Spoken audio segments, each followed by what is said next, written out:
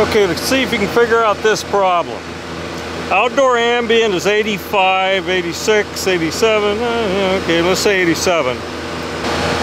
Suction pressure 67.9, superheat 5.5.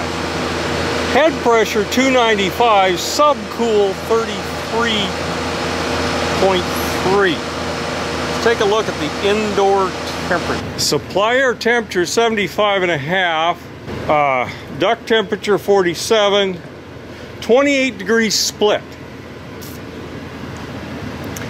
So, can you give me an idea of what's wrong with this thing?